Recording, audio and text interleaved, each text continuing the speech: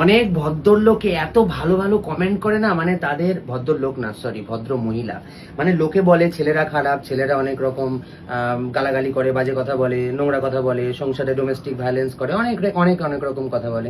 যে আমার বউও সবসময় বলে যে ছেলে জাতি ছেলে জাতি ছেলে জাতি। দেখো মেয়ে জাতিদের কাণ্ডটা দেখো। কালকে আমরা খেতে গেছিলাম রেস্টুরেন্টে, একটা ভিডিও এখানে আমি পোস্ট করেছিলাম এবং সেখানে আমি একটা মানে একটা মজা করে কমেন্ট লিখেছিলাম, ক্যাপশন লিখেছিলাম যে বিয়ের পরে আর বউকে ভালো লাগে না। যাই হোক, এটা নিয়ে বক্তব্যটা না, এটা নিয়েও বক্তব্য আছে, এটা নিয়েও একজন ভদ্রলোক লিখেছেন। আমি তার প্রোফাইলটাও দেখাবো, মানে তার বাচ্চা কাচ্চা, তার বউয়েরও তো জানা উচিত যে বর কোথায় কোথায় কি করে বেড়াচ্ছে, কোথায় কোথায় হেগে বেড়াচ্ছে, বাড়িতে কোথায় বাথরুমে হাঁকতে ডাকতে দেয় না, শান্তি হয় না, শান্তি হয় না। এখানে একজন লিখেছে স্বর্ণপাল তার নাম, বা স্বর্ণা পাল। হ্যাঁ, স্বর্ণা পাল, এই যে প্রোফাইলটা প্রথমে দেখে নিন, এই যে স্বর্ণা পাল, পাল স্বর্ণা বলে ওনার প্রোফাইলটা লেখা আছে।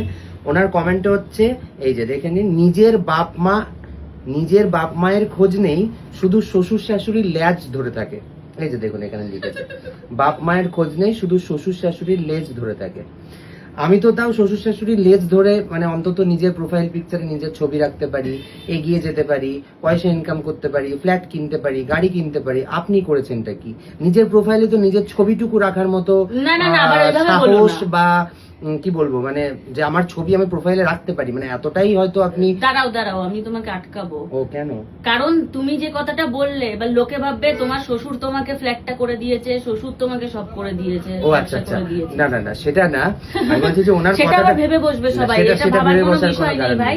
পুরোটাই আমাদের নিজের পয়সা, এক পয়সা, একটা কানাকড়ি পয়সা কারোর থেকে আমরা হেল্প নিইনি, পাইওনি।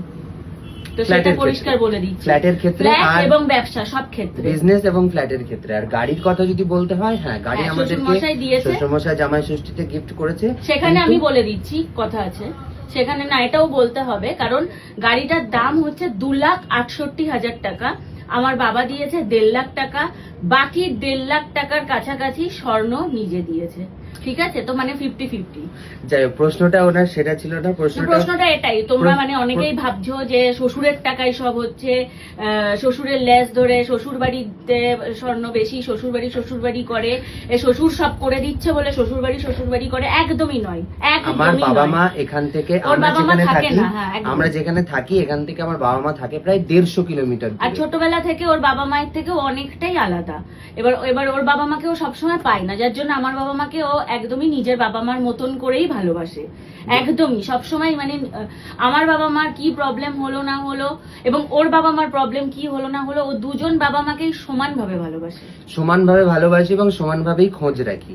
আমার বাবা মাকে ভিডিওতে খুব বেশি দেখা যায় না, তার কারণ তারা এখান থেকে প্রায় 150 কিলোমিটারের বেশি ডিস্টেন্সে থাকে এবং সবসময় আসাটা পসিবল হয় না, তার কারণ আমার মা একটা চাকরি করে, সে সবসময় ছুটি পায় না, তাদেরও শরীর অসুবিধার ব্যাপার আছে। এটা শুধু আজকে এই ভিডিওতে বলে নয়, আমি অনেক ভিডিওতে কমেন্ট দেখেছি যে তোমার বাবা মাকে তো দেখি না, আবার শাশুড়ি তোমার বৌমাকে বোধহয় পছন্দ করে না, বিভিন্ন রকমের মুখ শাশুড়ি আসবে কি।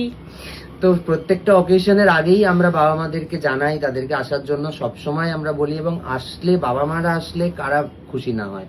কিন্তু যাই হোক, কোনো না কোনো কারণে হয়তো তারা পেরে ওঠে না, তারা বলে যে ঠিক আছে আমরা দূর থেকেই আছি, ভালোবাসা দিচ্ছি, আশীর্বাদ করছি, কিনে আনো। এই যে গাড়ি কেনা নিয়ে কত ডিসকাশন পূজার সাথে আমার মায়ের হয়ে গেছে, মানে কতবার গাড়ি চালানো নিয়ে, তাদের সাথে আমার প্রতিদিনই কথা হয়, প্রতিদিনই যোগাযোগ হয়, সবই হয়। আমিও আমার শ্বশুর মশাই শাশুড়ি মাকে যেরকম ভালোবাসি, স্বর্ণও তার শ্বশুর মশাই শাশুড়ি মাকে ঠিক সেরকমই ভালোবাসে, নিজের বাবা মার মতনই ভালোবাসে। মানে তোমরা অনেকেই এই কথাটা বলো, ওই তো শ্বশুরের বাড়িতে থাকো, শ্বশুরের টাকায় খেলে তো শ্বশুর মশাই শাশুড়ি মা করতেই হবে। একদম না ভাই, একদম না। মানে এটা তোমাদের যদি ধারণা হয়ে থাকে, পুরোপুরি ভুল ধারণা। না বাড়ি, না গাড়ি, না মানে গাড়ির বাইকটা বললাম 1/2 টাকা বাবা দিয়েছে, বাবা জামাই ষষ্ঠীতে অবশ্য বাবা বলেই দিয়েছিল যে দেবে। উনি যে টাকা দিয়েছেন তাতে নিঃসন্দেহে বাইক কিনেও টাকা বেড়ে থাকার কথা, কিন্তু আমি যদি মানে উনি বলেছিলেন যে তুমি যেটা নেবে বলো, কিন্তু আমি ওনাকে বলেছিলাম যে দেখুন আপনি মানে ওরকম ব্যাপার না, আমি যদি এখন একটা 3 লাখ টাকা দিয়ে বাইক নিই, আমাদেরও তো একটা চোখ ফুল আছে, বিবেক বলে একটা ব্যাপার আছে, আমি কেন 3 লাখ টাকা তার থেকে চাইতে যাবো। তো তখন ওনাকে বলেছিলাম আপনি একটা বাজেট দিন, তো তখন যতটা পারবেন আপনি দেবেন। উনি একটা বাজেট ক্যাজুয়ালি দিয়েছিলেন, যে কারণ উনি জানেন যে আমি জেনারেলি 1.5 লাখ টাকার মধ্যে খুব ভালো বাইক হয়ে যায়। একদমই তাই। তো উনি তখন একটা বাজেট দিয়েছিলেন, তখন আমরা ডিসকাস করেছিলাম যে চলো তাহলে এক্সট্রা কিছু টাকা ওর মধ্যে অ্যাড করে আমরা এটা অন্যরকম কিছু করি। একদমই, এইটাই। একদম বুলেট না হলে হয়তো আমরা যদি মানে বলতাম যে না আমরা ওটাই নেব, না, উনি প্রথমে হয়তো- বাবা বলেছিল দেবে, একদমই তাই। কিন্তু আমরাই বারণ করেছি যে দেখো একদমই আমরা তাই। একটা আকাশ কোনোদিনই মানে আমিও এটা পছন্দ করি না, স্বর্ণও পছন্দ করে না যে অন্যের উপর কিছু চাপিয়ে দেওয়া, আকাশ ছোঁয়া কিছু একটা কারোর থেকে দাবি একদমই করে তাই। দেওয়া। উনি বলেছিলেন যেটা পছন্দ হবে তুমি মানে নিতে পারো তোমরা, কিন্তু আমরা সেটা করিনি। কারণ আমরা যদি এখন একটা 3 লাখ টাকার বাইক পছন্দ বাবা করে দিতে চেয়েছিল, তাকে 2.5 দিয়ে লাখ বলাটা টাকাও বাবা দিতে চেয়েছিল। আমাদের কাছে খারাপ লাগতো, সেই জন্য উনি যতটুকু মুখ থেকে বলেছে আমরা সেটার সাথে বাকিটা অ্যাডজাস্ট করে কিনেছি। বাট বাকিটা স্বর্ণ দিয়েছে। আবার তোমরা পরে বলো না শ্বশুরের টাকায় বাইক হয়েছে, শ্বশুরের টাকায় বাড়ি হয়েছে, ফ্ল্যাট সম্পূর্ণ আমাদের আমাদের ফ্ল্যাট নিজস্ব এবং ব্যবসা সম্পূর্ণ একটা পয়সা বাইরের থেকে কারোর থেকে নেই, সম্পূর্ণ আমাদের নিজস্ব। আর যদি কখনো প্রয়োজন হয় দেবে, আরে বাবা মা দেবে না তো কে দেবে? বাবা মার কাছে চাইবে না তো কার কাছে চাইবো? কি মুশকিল, যদি দিয়েও থাকে বা যদি ভবিষ্যতে দেয় তাতে অন্যায় তো কিছু নেই। না দিয়ে এই থাকে ধরনের- বললে আবার ভাববে যে দেয়। না দেয় না, না আমি বলছি যে ভবিষ্যতে যদি প্রয়োজনও হয়, যাই হোক, এই কখনো যদি ধরনের সে comment। দেয়ও, তাতে অসুবিধার তো কিছু নেই, তারা তো বাবা মাই তো দেবে, এ আবার কি কথা? না বাবা মা বলে না ওই যে শ্বশুর শাশুড়ি কোনোদিন বাবা মা হয় না, বৌমা ওরকম কোনো কোনোদিন ব্যাপার মেয়ে নেই, হয় না। ওরকম কোনো আসলে ব্যাপার এটা নেই। তোমরাই সমাজটাকে এরকম ভাবে দেখো, এভাবে আরো একজনের কমেন্ট এখানে পড়াটা খুব জরুরি। দেখো, সমরেশ দে লিখেছে, মানে আমি ক্যাপশনে কি লিখেছিলাম, বিয়ের পর বউকে ভালো লাগে না, যেহেতু ওর দিদি ছিল, আমি ছিলাম, একটা মজার ভিডিও আমরা বানিয়েছিলাম, তো ক্যাপশনটা সেরকম লিখেছিলাম। সে